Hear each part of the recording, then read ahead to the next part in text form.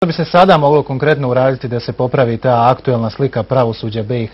Dakle, ono što bi se odmah moglo uraditi. Ovo što ste vi pitali, moguće prolongiranje. Dakle, mi ne odustajemo od referenduma.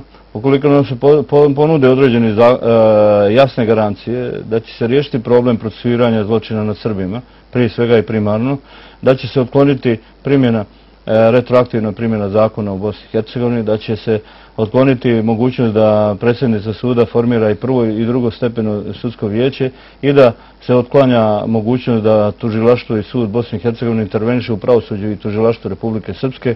Mi smo spremni da sačekamo te garancije u jednom razumnom roku, ali nismo spremni da ne održimo referendum ukoliko nemamo jasne garancije da se to uradi. Znači, želim da kažem zbog raznih špekulanata ovdje i trabanata u Republici Srpskoj koji prate u pravilu strance i koji su njihovi eksponenti kao što je gospodin Čavić i gospodin Ivanić, koji će pokušati da prave određeni politički kapital u tom pogledu.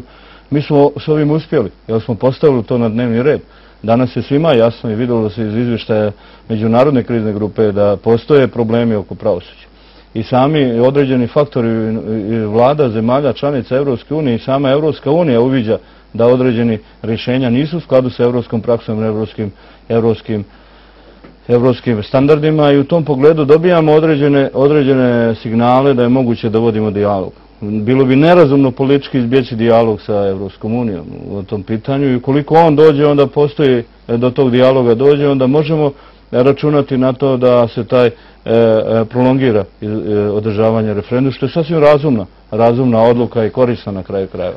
A time bi se na kraju i definitivno shvatilo da postoji problem. Jer dok mi nismo raspisali referendum, džabe smo govorili. Ja sam 5 godina uporno govorio da sud i tužilaštvo su problem. Svaki put kad sam imao javni istup, to sam govorio i niko nije htio da stavi to na dnevni red. Sad kad smo rekli referendum, sad se stavlja na dnevni red. Time smo mi došli u poziciju da o tome se razgovara. Dakle, mi nismo protiv nekog oblika suda i tužilaštva Bosne i Hercegovine, ali protiv ovoga jesmo. Protiv ove prakse koja tam postoji jesmo. I to nije sva suština.